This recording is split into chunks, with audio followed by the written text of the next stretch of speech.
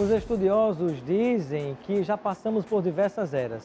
Em alguns momentos, o homem era teocentrista, Deus era o centro do universo. Em outro momento, se considerava o antropocentrismo, o homem como o centro do universo. Talvez agora estejamos na era do achocentrismo. Vale aquilo que eu acho que é verdade, mesmo que seja mentira. Por isso, talvez alguns estudiosos digam ainda que estejamos na era da informação. Ou será a desinformação? Olá, eu sou Robson e estou aqui para convidar você a fazer parte desta comunidade de pessoas que querem ser bem informadas, com conteúdo ético, de qualidade, democrático, que vai incentivar o bom debate que a sociedade precisa fazer.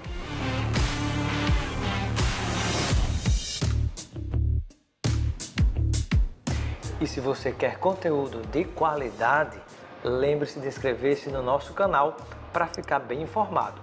Todo dia com notícia, comentário e opinião para que você esteja melhor instruído a discutir os temas que estão presentes no dia a dia da sociedade.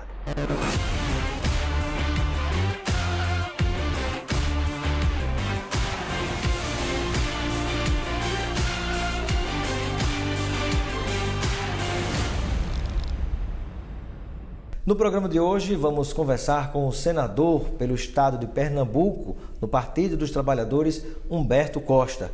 Com ele, nós vamos falar a respeito de CPI, com informações novas. Falaremos também a respeito da pré-candidatura do ex-presidente Lula à presidência da República e o próprio governo do presidente Bolsonaro. Senador Humberto Costa, seja bem-vindo ao nosso Espaço Cidadão e eu agradeço também por estarmos aqui no seu gabinete gravando essa entrevista. É um grande prazer, estou aí à disposição para nós conversarmos um pouco. Muito obrigado, senador. E eu inicio a nossa entrevista conversando um pouco sobre a CPI. Muito já foi apurado, né, desde o começo, até chegar o período do recesso parlamentar. Muitas informações foram reorganizadas, reagrupadas e me parece que agora a CPI tem uma tendência de começar a se organizar para finalizar e apresentar um resultado para a sociedade brasileira. Qual é a avaliação que o senhor faz até então, né, do que a gente poderia dizer assim, os 5 principais pontos, né, que serão levantados pela CPI para que a população brasileira tome conhecimento? Bem, nós tivemos essa primeira etapa que diz respeito exatamente a analisar e a apurar a forma de enfrentamento que o governo federal deu à pandemia da Covid-19.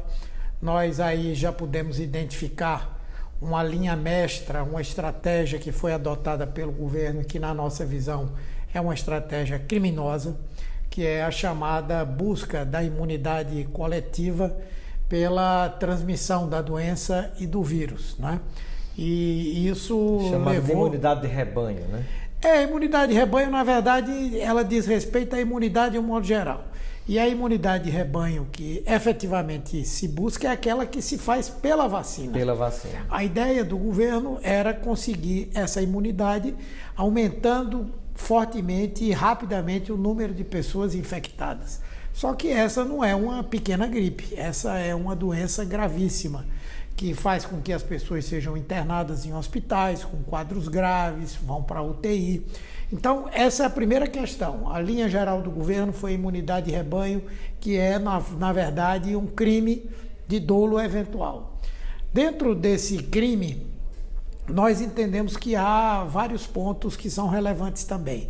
A sabotagem do governo, as medidas de prevenção, particularmente aquelas de afastamento social, além de utilização de máscaras e que o governo o tempo inteiro sabotou. O terceiro ponto que eu diria que é relevante diz respeito à omissão do governo no que tange à contratação das vacinas, que são a luz no fim do túnel para o enfrentamento a essa pandemia, e está claro no Brasil que houve uma negligência muito grande do governo. O quarto ponto é que na hora que o governo resolveu exatamente enfrentar a pandemia por meio da vacinação, ele na verdade foi em busca de vacinas que não eram devidamente avaliadas e registradas pela Anvisa, que tinham empresas que eram intermediárias para essa aquisição e que envolviam claramente tentativas de cometimento de atos de corrupção, não é? Bom, e o quinto ponto que eu vejo é exatamente a corrupção que abarca o Ministério da Saúde como um todo e que diz respeito a outros insumos também, inclusive a parte da logística. Então eu diria que são 5 grandes áreas, teremos mais, mas eu diria que as 5 principais são essas. Nesse quinto tópico que o senador compartilhou conosco, é onde está, digamos, a tentativa de vinculação de toda a organização que se deu para a prática com fins de corrupção, né? Até chegou-se, ao que se apurou, a pedir $1 por vacina, inclusive, né? Através desse quinto ponto que vocês procurarão fazer no relatório final, a vinculação do presidente da República com o Ministério da Saúde e esses esquemas ligados à vacina?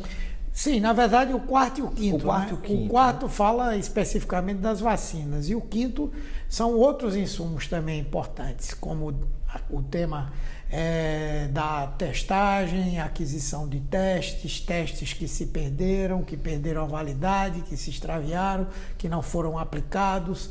Então, e aquisição daquele kit de intubação, em tudo isso há indícios, né, de que houve beneficiamento de empresas, de pessoas, enfim. E então, inclusive até a empresa de logística contratada também está sob grave suspeita. Sim, a empresa de logística que é responsável pelo armazenamento e pela distribuição das vacinas. Então, esse capítulo, sem dúvida, nós estamos buscando, né, encontrar aí os liames entre o presidente da República, inclusive, ou pessoas da sua proximidade, ou autoridades do governo, e esses atos de corrupção, né?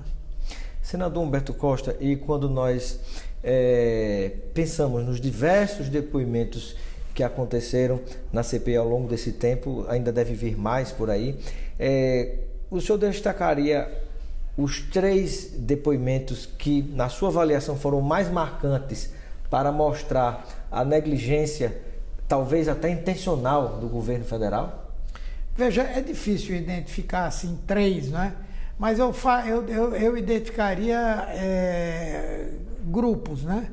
Nós temos um primeiro grupo que é dos 2 primeiros ex-ministros, que trouxeram informações muito relevantes quanto à maneira como o governo encarou a pandemia no primeiro ano, particularmente no que diz respeito às medidas, né, preventivas, né, e também a tentativa do governo de apresentar uma saída milagrosa para o problema, que era a questão da cloroquina. Então, esses 2 depoimentos são muito importantes. Eu entendo que os depoimentos que disseram respeito às vacinas de qualidade, que o governo rejeitou.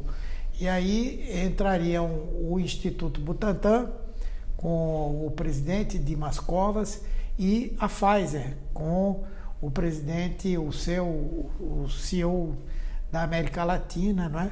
Que aqui esteve. E o terceiro são aqueles depoimentos que estão vinculados a, digamos assim, a possível prática de corrupção dentro do governo. E aí, onde se englobariam os intermediários, né, que surgiram. Eu acho que o depoimento do deputado e do seu irmão, os 2 são Luiz Miranda, não é? Os depoimentos do Dominguete, da VAT, o depoimento do Cristiano Carvalho, agora esse do reverendo. Tem um grupo aí que eu entendo que é um grupo importante. Então eu diria que esses 3 grupos aí de depoimentos foram essenciais. Uma coisa curiosa que se observou, né, ao longo de toda a repercussão da CPI é que as principais empresas que tinham a condição efetiva de fornecer as vacinas que o povo brasileiro vem precisando tiveram muita dificuldade de conseguir diálogo, que dirá para depois se realizar contratos que chegaram com muito atraso. Por outro lado, pessoas teoricamente sem nenhuma expressão de repente conseguiram tanto acesso ao Palácio do Planalto, acesso ao Ministério e ao Ministro da Saúde. Qual é a sua reflexão a respeito disso, senador? Bom, com relação às empresas que efetivamente tinham vacinas de qualidade para serem vendidas, predominou esse sentimento negacionista do governo, né? Essa política negacionista. E Foi negacionismo, ou como se está observando nas redes e mídias sociais? Foi negacionismo ou, na verdade, se criou a dificuldade para abrir caminho para negociatas com outros tipos de vacinas? Eu diria que as duas coisas estão presentes, não é? Eu acho que num primeiro momento o governo tinha um discurso e uma leitura de que a pandemia já estava se esgotando, já estava terminando, principalmente no final do ano passado. Depois nós fomos colhidos, né, por essa segunda onda, não é? E por outro lado, não é, havia também a visão de que as vacinas que foram oferecidas ao governo, elas todas eram oferecidas por empresas que tinham representação no Brasil, onde não cabiam empresas para fazer intermediação e, com isso, poderem montar esquemas de corrupção com os recursos que seriam pagos a essas empresas. Então, eu diria que são as duas coisas ao mesmo tempo. Senador Humberto Costa, e finalizando essa questão esse assunto da CPI, nosso primeiro assunto da entrevista de hoje, eu gostaria que o senhor compartilhasse conosco o sentimento dos seus colegas senadores. É um sentimento, né, seja na situação ou na oposição, de que haverá de fato algum tipo de indiciamento do presidente da República a partir do que foi apurado pela CPI, ou apenas vai se constituir um relatório que, por mais que contenham situações de gravidade, vai se tentar um encaminhamento na justiça e aí virá um longo processo, né? Qual é a expectativa que os senhores têm com o resultado dessa CPI frente ao presidente da República? Bom, primeiramente é importante dizer que a CPI ela é um instrumento de fiscalização e de investigação do parlamento sobre o executivo, sobre outras situações concretas, não é, na sociedade. Então, ela não tem o poder de julgar, nem de condenar. Ela investiga e o resultado dessa investigação é repassado para, por exemplo, para o Ministério Público ou para a Câmara dos Deputados, a depender do crime que tenha sido cometido. Se for crime de responsabilidade, será encaminhado à Câmara dos Deputados com o pedido de que o presidente da Câmara abra um processo de investigação do presidente da República por crime de responsabilidade, que pode resultar até mesmo no processo de impeachment, não é? Em segundo lugar, os crimes comuns, como, por exemplo, disseminação de epidemia, como, por exemplo, desrespeito a normas sanitárias vigentes, que foram coisas que o presidente da República fez o tempo inteiro, ou, por exemplo, a divulgação de propaganda enganosa, quando ele apresenta esses medicamentos que não têm efeito. Seria enquadrar o presidente em charlatanismo?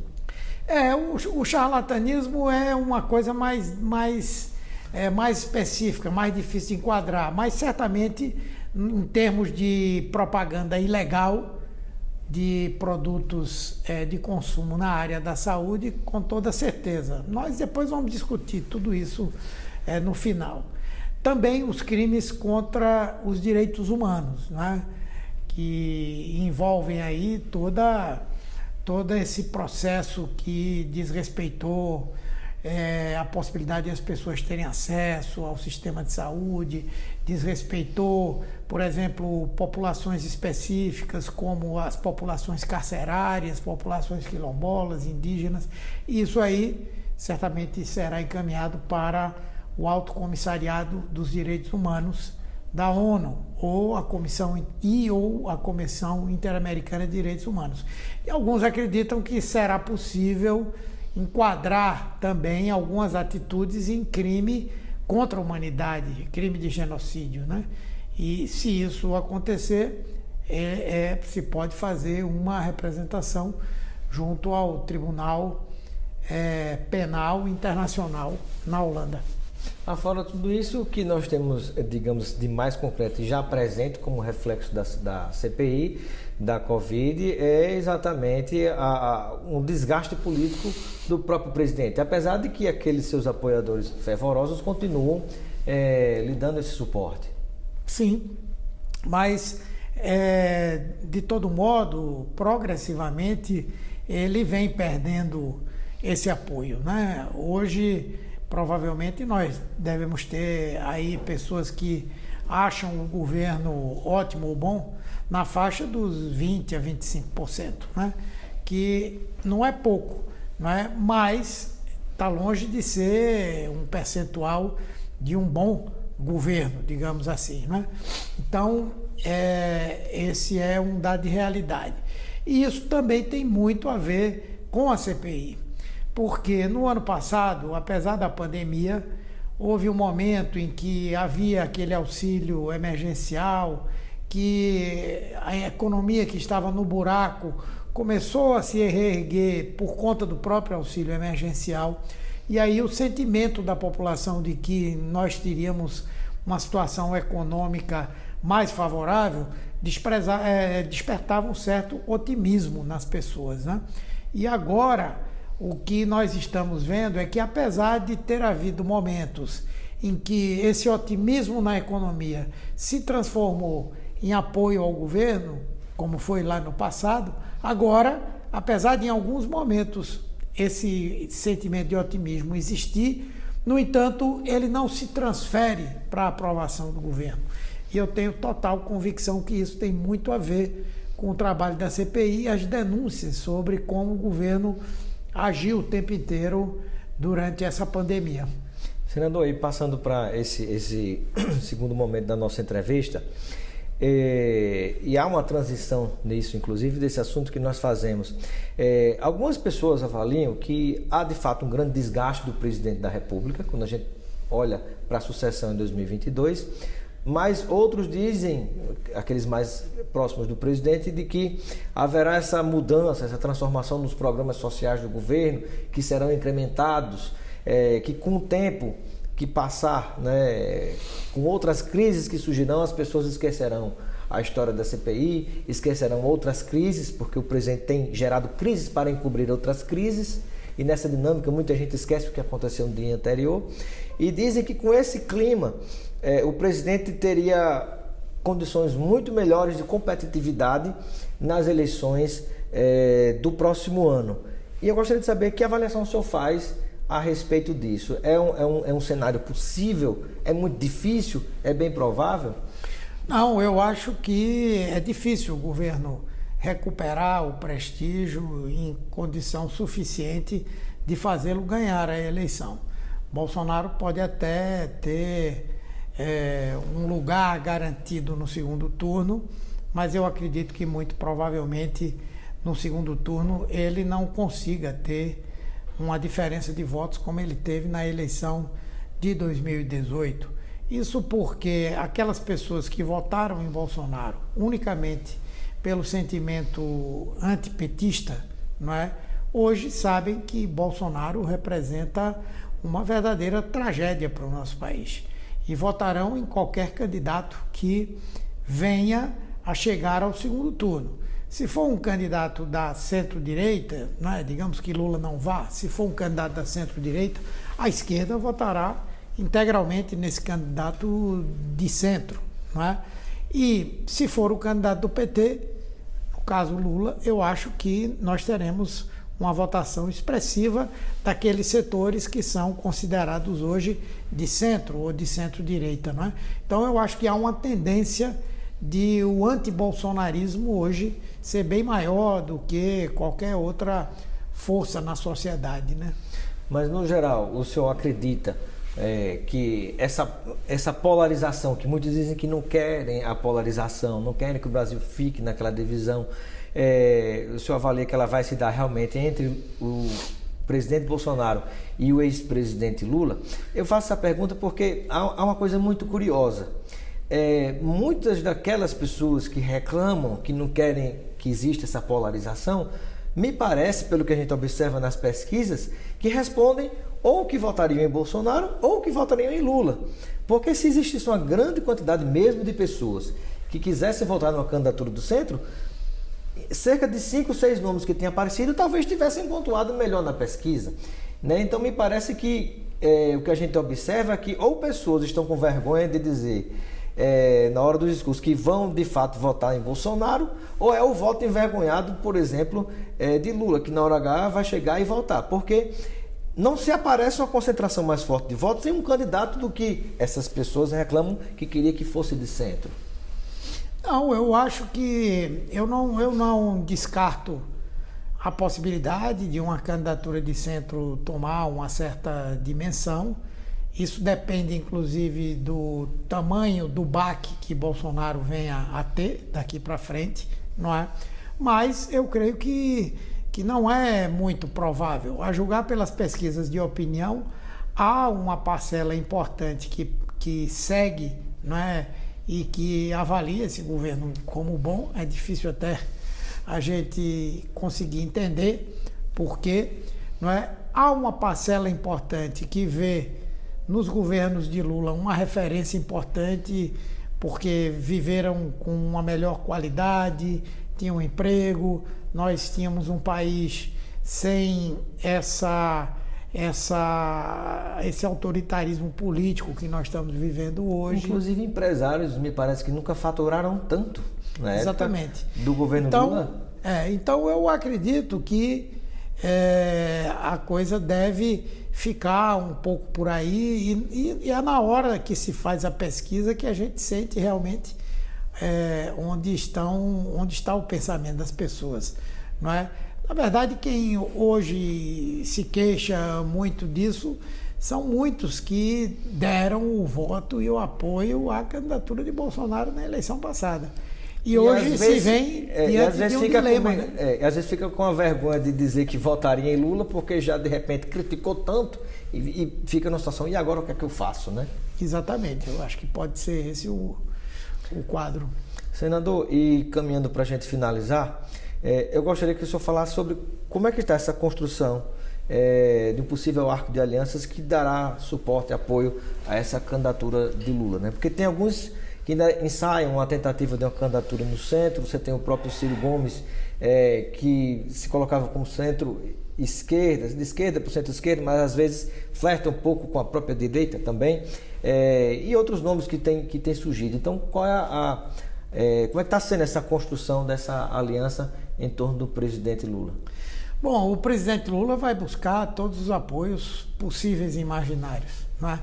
E eu tenho convicção disso, não só por eu saber que ele entende qual é o cenário político que o Brasil está vivendo hoje, mas também porque ele tem a dimensão da gravidade da situação que o país vive, do ponto de vista econômico, do ponto de vista social, e somente aglutinando um grande número de forças políticas é que nós vamos conseguir ter uma superação desses problemas, não é? E eu diria até que o presidente Lula vai buscar apoios para o primeiro turno, mas vai conversar desde já com a possibilidade de apoios para o segundo turno e vai discutir também apoios para um eventual governo. O Brasil... E aí nós temos uma vinculação, senador, entre essas questões, né? O próprio presidente Lula passou por esses problemas de construção do que se chama de governo de coalizão. A ex-presidenta Dilma passou por mais dificuldade do que o próprio presidente Lula em relação a essa questão. E eu pergunto, até que ponto a construção das alianças em primeiro e possível segundo turno pode criar alguma dificuldade para um eventual terceiro governo do ex-presidente? Não, eu acredito que o movimento que o presidente Lula fará será também para agregar em torno do seu governo o maior número possível de forças sociais vivas e forças políticas. Mesmo né? conciliando interesses tão antagônicos, você tendo no mesmo barco, vamos imaginar aqui, porque declarações já foram dadas, inclusive em entrevista a mim, Rodrigo Maia, e pessoas que têm um pensamento semelhante de um lado e, por exemplo, você ter setores numa linha progressista onde interesses se confrontam. Como é que isso seria conciliado no eventual governo de Lula? Veja, você me perguntou o que é que eu acho que vai acontecer. Pode não ser o que eu acho que deveria ser, o que iria acontecer. Mas eu acho que o presidente Lula tem uma noção de que um eventual governo dele tem que ser um governo de salvação nacional.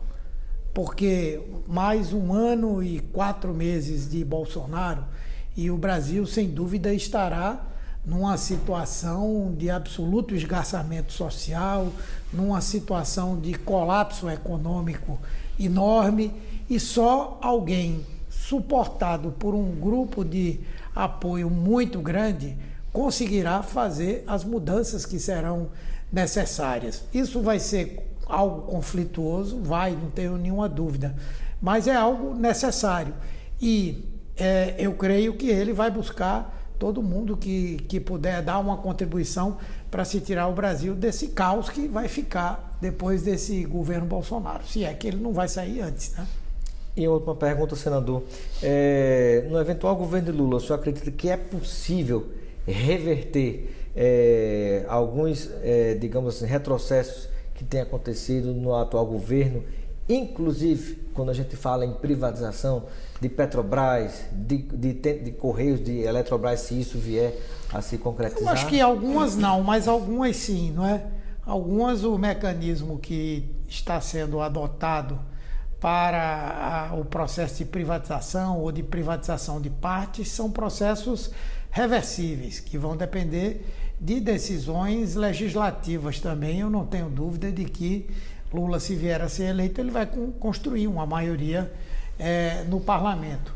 Em outros casos vai ser mais difícil, mas talvez, por exemplo, no caso da Petrobras, que eu acho muito difícil que eles consigam privatizá-la como um todo, mas que já privatizaram partes, não é? Eu creio que a companhia poderá, como qualquer outra, voltar a desenvolver determinadas atividades das quais ela se desfez mediante a venda de subsidiárias de outras empresas. Quer dizer, ou outras empresas podem ser construídas ou a própria empresa-mãe poderá diversificar as suas atividades. Muito bem. Senador Humberto Costa vai disputar algum mandato no próximo ano, 2022? Bom, em princípio eu tenho mais 5 anos de mandato aqui no Congresso, né? No Congresso Pode disputar Nacional. O governo de Pernambuco? Bom, a nossa posição em Pernambuco vai depender da decisão nacional, né? Se houver um entendimento entre o PT, o PSB e outros partidos da Frente Popular em Pernambuco, e isso implicar na necessidade de o PT apoiar uma candidatura que não seja do próprio PT, certamente que nós marcharemos por esse rumo. Mas estamos preparados tanto para oferecer à Frente Popular um nome do PT, quanto para entrar numa disputa eleitoral com uma candidatura própria e uma frente talvez de menor dimensão do que a Frente Popular. Agradeço a participação do senador Humberto Costa no nosso programa Espaço Cidadão. Seja sempre bem-vindo e um momento final para suas despedidas junto a todos que nos acompanham. Não, eu agradeço essa oportunidade que você me dá, tanto a Band Nordeste quanto a TVT, e dizer, não é, que nós estamos aí com uma esperança muito grande de que, apesar de todo o sofrimento que estamos tendo aí desde 2019, que nós possamos no ano que vem, não é, mudar esse governo e ter novamente pela frente a esperança de se construir um país melhor. Obrigado, senador. Obrigado.